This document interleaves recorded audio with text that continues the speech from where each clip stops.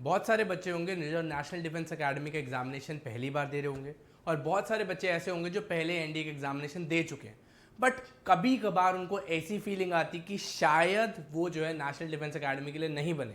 उनको ऐसा क्यों लगता है? देखो, सबसे पहले मैं कुछ आपको पॉइंट्स हाईलाइट करवाने वाला हूं जो आपको लगता है कि आप जहां पर लैक कर रहे हो एंड इन गलतियों की वजह से आपका एनडीए का एग्जामिनेशन जो है नहीं निकल पा रहा है।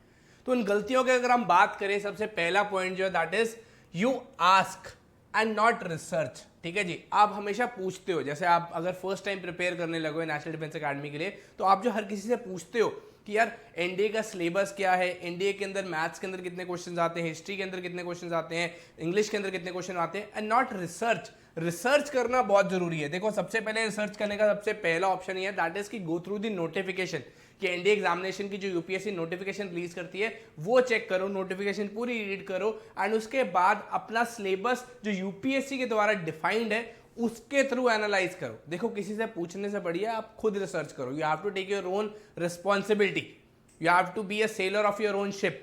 ठीक है जी। नेक्स्ट आता है that is fully dependent on your teacher. देखो, टीचर एज ए टीचर, मैं खुद एक टीचर हूं, तो मैं आपको कहता हूं कि टीचर के ऊपर डिपेंडेंट होना है necessity, but it should not be the wholly and solely purpose. क्या फुली डिपेंडेंट नहीं होने चाहिए अपने आप। जी भाई टीचर ने नोट दे दिए, बस यही पढ़ लो और उसके बाद जो है खुद मैं कुछ मेहनत नहीं करूंगा, खुद मैं जो है बेसिकली कहीं हाथ पैर नहीं मारूंगा और किसी किताबों से नहीं पढ़ूंगा, कोई एमसीक्यू प्रैक्टिस नहीं करूंगा, कोई क्वेश्चन सॉल्व करने की कोशिश नहीं करूंगा। तो that is now how works are done. सीधी सी बात यही है, अगर आपको पेपर क्लियर करना है, टीचर आपकी मदद कर सकता है 40 से 50% तक, बाकी के 50% आपको खुद मेहनत करनी पड़ेगी। ठीक है जी, 50-50 रेशियो चलता है। टीचर आपकी 50% तक मदद कर सकता है, चाहे वो मैं हूं चाहे वो कोई भी टीचर हो। लेकिन अगर आप ये सोच के बैठे हो कि मैं खुद नहीं करूंगा, सेल्फ प्रैक्टिस नहीं करूंगा, तो पेपर नहीं होने वाला। सीधी सी बात यही, जितना आप टाइम खुद को दोगे, खुद प्रैक्टिस करोगे, खुद जो है बेसिकली लर्न करने की कोशिश करोगे, तभी पेपर क्लियर होगा। स्पून फीडिंग बेसिकली बिल्कुल नहीं चलेगी आपको। जो है अगर आपको ये स्कूल्स के अंदर ऐसा पढ़ाया गया है तो यूपीएससी ऐसा नहीं करने देगा बेटा, आपको खुद मेहनत करनी पड़ेगी। Next is you just go with the flow, कि चला आ रहा है, जो टॉपिक आ रहा है वही पढ़ लिया। मतलब आप जो है ना छांटते नहीं है चीज़ें, कि एक बार मैंने पढ़ लिया उसके बाद उसको अंडरलाइन कर कर जो बेसिकली इंपॉर्टेंट चीज़ें मार्क नहीं कर रहे हो, उसके शॉर्ट नोट्स नहीं बना रहे हो, वो इंपॉर्टेंट है।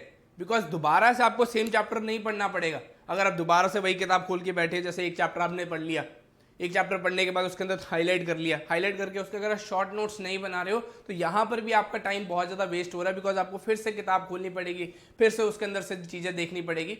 उसके शॉर्ट नोट्स प्रिपेयर करो। अपार्ट फ्रॉम दैट, हमेशा अपना स्टडी मटेरियल है ना सिलेक्टिव रखो। ये नहीं कि 50 किताबें खोल लीजिए, उसमें से पढ़ रहा हूँ, कुछ चैप्टर में यहाँ से पढ़ रहा हूँ, कुछ चैप्टर में यहाँ से पढ़ रहा हूँ, कुछ चैप्टर यहाँ से पढ़ रहा हूँ, कुछ चैप्टर यहाँ से पढ़ रहा हूँ, तो बहुत ज़्यादा too many cooks spoil the cake. सीधी सी बात यही होती है कि आपको बेसिकली कुछ किताबें, 2-3 चुनिंदा किताबें जो आपको लगता है कि यार ये बेस्ट है मेरे लिए, तो उससे बेसिकली अपनी प्रिपरेशन स्टार्ट करो एंड ट्रस्ट दी प्रोसेस। भरोसा रखो, टीचर्स भी अपने सिलेक्टिव करो एंड सीधी बात, और उसके साथ अपना स्टडी मटेरियल भी सिलेक्टिव रखो एंड उसको जो एनालाइज करने की कोशिश करो, प्रिपरेशन अपनी अच्छे तरीके से करने की कोशिश करो। Apart from that is you don't have any plan. अपना जो है ना एक प्लान बनाओ, अपनी एक रूटीन बनाओ कि आपको जो है ना 90 दिन के अंदर जो है सिलेबस खत्म करना है या 120 दिन के अंदर अपना सिलेबस खत्म करना है। उसके बाद लास्ट के जो दिन पढ़ेंगे जी, मैं एमसीक्यूज लगाऊंगा, मैं प्रीवियस ईयर क्वेश्चन लगाऊंगा, इसके अलावा मैं मॉक टेस्ट लगाऊंगा। तो अपना एक प्लान बनाओ, एक प्रॉपर स्केड्यूल बनाओ and stick to that plan, stick to that schedule. ये बहुत इंपॉर्टेंट होता है बिकॉज एक प्रॉपर आपकी रूटीन होती है। फौज के अंदर भी एक रूटीन होती है ना, रूटीन बनाओ, वो बहुत इंपॉर्टेंट है। अगर आप 100% उस रूटीन को नहीं फॉलो कर पाओगे, कम से कम 40-50% तक तो पहुंचोगे, कुछ तो अच्छा गेन करोगे। That is important. सो अगर आप ये चीजें करेंगे तो आपकी प्रिपरेशन के अंदर बहुत ज़्यादा आपको डिफरेंस दिखेगा and you will feel confident. आप अपने एग्जामिनेशन के प्रति आप जो है बहुत ज़्यादा कॉन्फिडेंट महसूस करेंगे, वो आपको दिखेगा आपकी प्रिपरेशन के थ्रू। ठीक है जी। तो ये सारे पॉइंट्स को इनकलकेट करो अपनी लाइफ के अंदर एंड यहाँ पर अपनी प्रिपरेशन जो है और बूस्ट करो। So all the very best to everyone out there who is preparing for NDA examinations. तो अपनी प्रिपरेशन को एक अच्छे तरीके से, एक नए सिरे से दोबारा से स्टार्ट करने की कोशिश करिए, ये पॉइंट्स को इनकलकेट करते हुए।